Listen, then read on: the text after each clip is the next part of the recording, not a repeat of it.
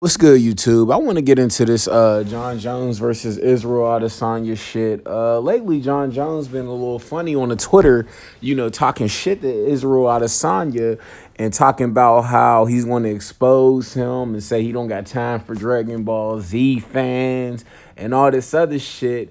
Now, recently, Izzy just went on Ariel Hawani and said what he said about John, and he says that he feels like John is jealous.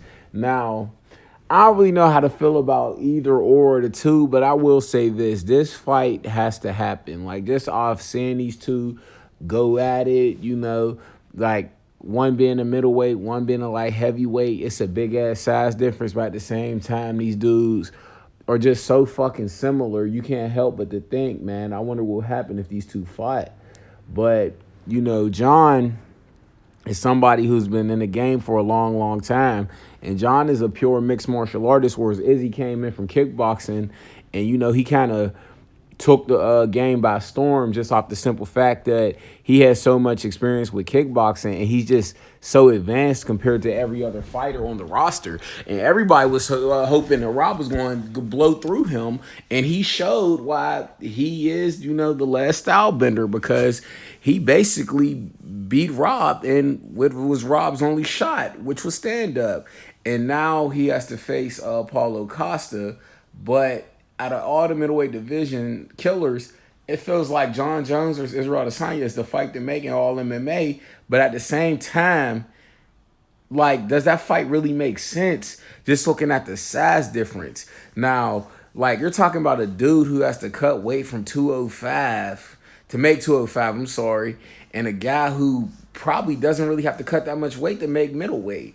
And so I really gotta ask people, like, do you really want to see that fight? Because, like, just off the size advantage. And on top of that, I don't think John would have enough sense to stand with Izzy. I feel like John would be smart enough to take it to the ground, because just off the simple fact that I feel as though Izzy would have his number in the striking game. Now, it might sound crazy for a fighter like John Jones of that caliber, because the last person to do anything with John was Alexander Gustafsson. And then, he later shut that down with a spinning back elbow. But at the same time, I don't think John is that same John where he's just throwing all kind of crazy spinning shit and he's just this unorthodox fighter when he first hopped into the scene.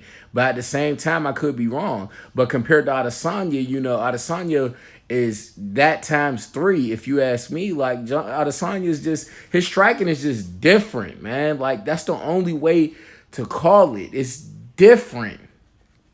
Now, the ground game, of course, it's going to go to John. And, of course, John would get an easy early submission, because I feel as though not only does Adesanya have a ground game we haven't seen, but it's not developed. I feel like he's just so good at standing up. That's all he has to do. And the fight stays on the feet. And you see what Derek Brunson did, and that's the NCAA champion. He couldn't even take Israel down, and at the same time, he got caught with a big knee that damn near ended the fight.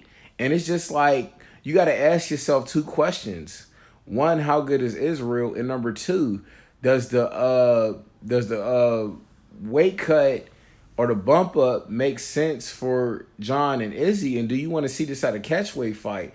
But anyway, man, make sure you guys like, share, and subscribe for your boy. This is KTK, King Triz Combat. Fuck what you heard. This is the best shit on YouTube, and it's only getting better. I'm out.